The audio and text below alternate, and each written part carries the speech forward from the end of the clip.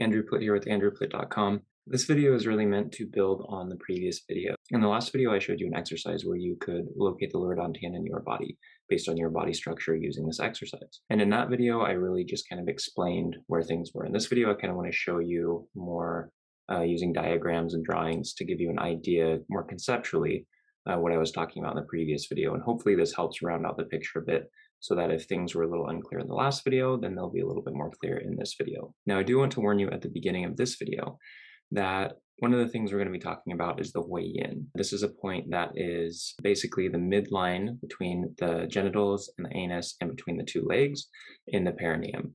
So I am going to be using an image from Gray's Anatomy to show you where this point is located, and we're going to talk a little bit about how this plays into the breathing that you do as you're doing Standing Post Qigong, and the image is anatomically correct. So if you are offended by images of the perineal area, then I would recommend you skip that part of this video, and I'll try to remember to warn you again before I actually show that image later on in this video. So in the last video, we discussed where the lower dantian is located, and I talked about the sacral promontory as kind of its main spot anywhere between L4, L5, and the sacral promontory. In that area, right in front of those, is where the lower dantian is located. So if you look at the images that are on the screen, we're going to start with this image over here to the right. This image shows you L1, 2, 3, 4, 5, and then this is the sacrum here. And then we can see the same thing over here. This is 1, 2, 3, 4, 5, and then the sacrum. Get rid of those. Right here, where L5 and the sacrum come together, that first part of the sacrum right there, that's the sacral promontory. So that's what I'm talking about when I say the sacral promontory. And over here on the right side image, that's basically going to be right there. And so kind of anywhere between these structures here, so anywhere in here, it's pretty much the location of the lower dantian. So if I color that in, this is kind of the area where you're focusing on. And then if we come over here, color this in, that's kind of the area that you're focusing on as the lower dantian. Now, unfortunately, these are not the most ideal images to use for this, but these were the only images I could really find for this that were either in the Creative Commons or didn't have any copyrights associated with them. So this is what we have to work with. Unfortunately, this image here, the spine is not really to scale, I would say. And so it's just kind of a rough estimate of what we would be seeing in the body, but it's good enough for what we're talking about today. So let's briefly talk a little bit more about the location of the lower dantian. Now, a lot of times, like I mentioned in the last video, the description that's given is that you find the umbilicus or the belly button, and that's probably going to be about here on this person, maybe a little bit lower, somewhere in here. And you go a couple inches below that, then you go in, and somewhere around here is what's considered the lower dantian by a lot of people. And even if we go in a little bit farther, let's say here, still this here does not really line up well as an axis of movement of the body. Got kind of wild with my line there. Basically, if you're trying to rotate around this point, you're going to be throwing, like I mentioned in the last video, you're going to be taking your spine here, which is the main structure, like the support column of the whole upper body, and you're going to be swinging it around this axis here, right? And so that's not going to be very stable.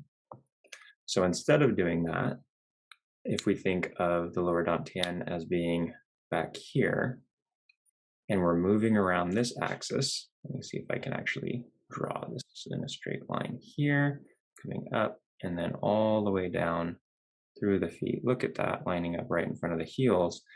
That is a very structured, supported place, and we are able to use the spine really as the pivot point around which we move. Now, of course, this line I've just drawn obviously doesn't follow the spine exactly because the spine has curvatures to it, but conceptually, physically moving in the body using this point here as the lower dantian allows you to use the spine as your axis of rotation, which it is for the upper body. And actually, I didn't even put the belly button in the right spot here. Really, the belly button typically lines up between like L3, L4.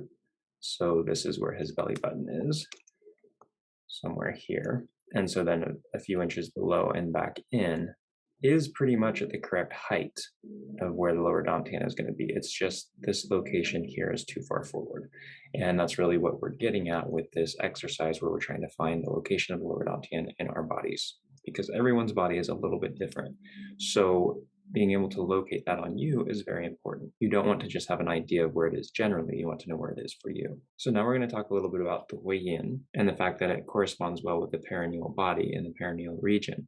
So now I'm going to use the image from Grey's Anatomy. So if you are squeamish or don't like images that show the anal genital area, this is your chance to skip forward past this section.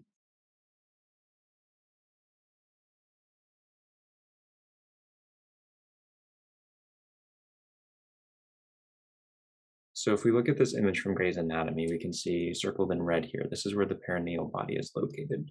And it's basically on the midline, front to back, and midway between the legs, more or less. So this is essentially the spot that's directly below the lower dantian. As you can see, this point sits between the genitals at the front and the anus at the back. And this is true for both males and females. So basically between those two sections of the body and midway between the legs, that's where your perineum or your perineal body is going to be supposed to be located. And that's an important point for both the way that you breathe during Zhan Zhuang and during Tai Chi. And it's important for helping us locate the lower dantian. So become aware of that area, know that that's where it's located, and we're going to move back up to these other images. So the perineal body should be sitting somewhere, we'll say on this person, about here. And the important thing to know about that is it's basically right below the lower dantian. And that's good because it helps give us coordinates to kind of zero in on where the lower dantian sits. So if I'm telling you to think about the sacral promontory or L4, L5 sacral promontory area, that's a very difficult spot. Like in front of those, it's kind of a difficult spot to kind of conceptualize and think about that spot within your body, because it's not something you can like touch. It's something that you just have to become aware of. So the next best thing that we can do to touching that area is doing something external to the body that causes some kind of awareness or some kind of sensation to take place at that area. And so the exercise that I showed in the last video, where you're tapping your lower belly with your fists and trying to feel where the lower dantian is the exercise that helps you kind of get a feel for where this is. So how the exercise worked is you basically start hitting, gently of course, the lower belly. And basically what you're doing is you're feeling, let me change colors here so it's a little easier to see. You're feeling impacts from that within the abdominal cavity. So you're feeling that in here. And as you move these impacts down, then where you feel that changes. So the moving up and down changes where you're feeling that impact at the back. So when you hit the right level, which would be this one here, what's going to happen is as you're tapping this all the way down at the way in, you're going to feel those impacts each time. Basically, when you hit that correct level, you feel it down in the way in or the perineal body, and that lets you know that you've hit the right spot. And if you're above this area here, let me change colors again, so it's kind of turning into a bit of a mess here. If you're above this area, which is lined up with the lower dantian, you may still feel it in the way in, but it's going to feel weaker. Like you're not going to feel that pulsation with each tap at the way in quite as much.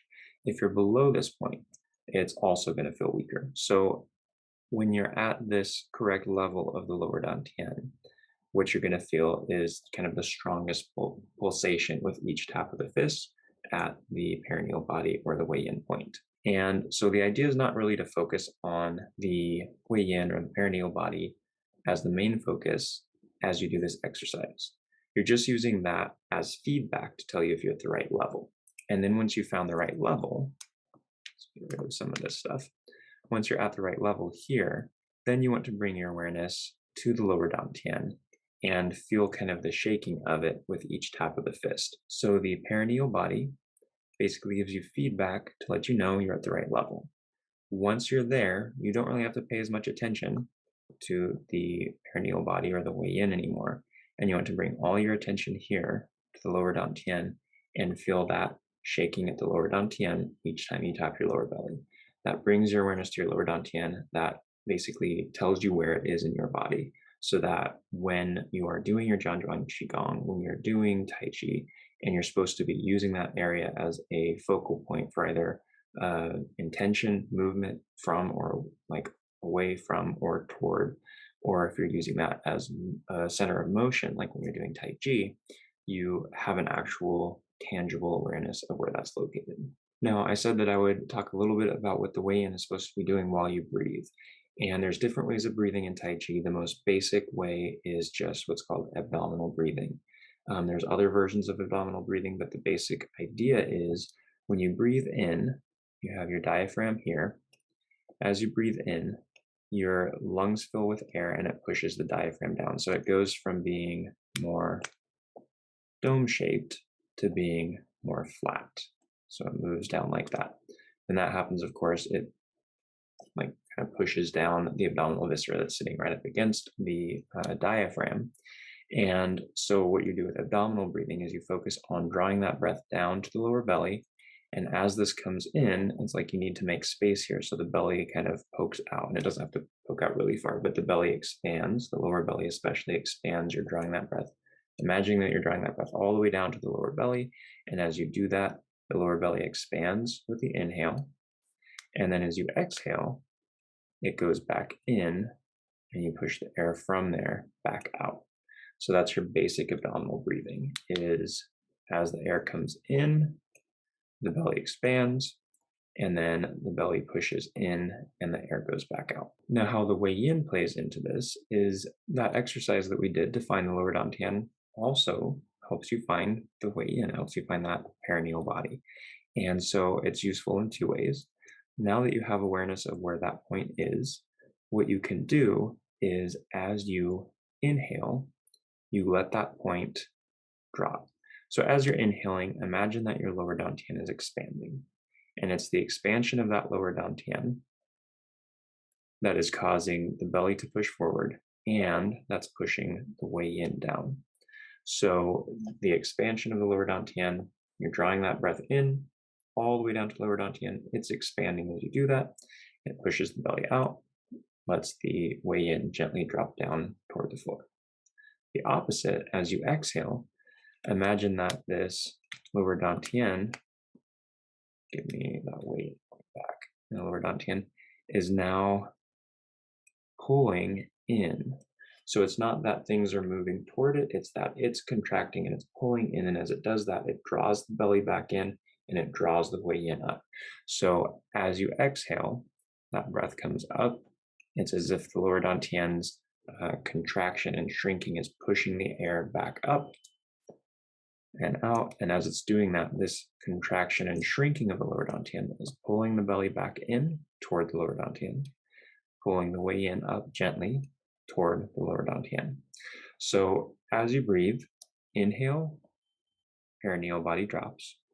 Exhale, perineal body lifts.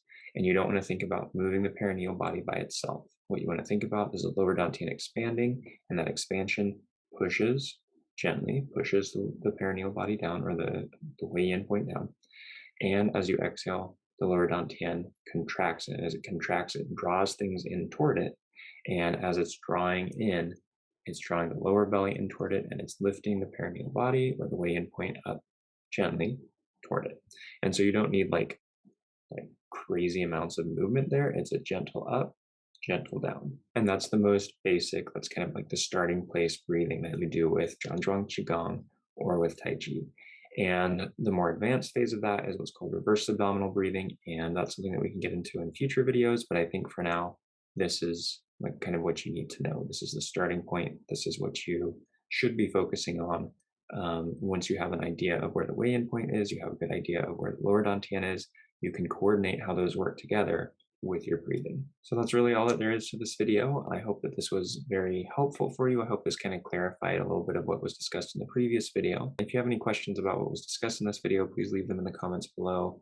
If you felt like this video was helpful for you and you know people that would probably benefit from this or also find it helpful in their training, please share this video with them. Like, subscribe, comment, the usual things.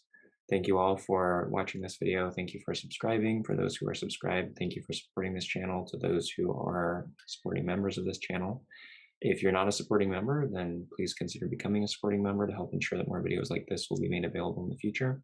And as always, thank you all so much for watching.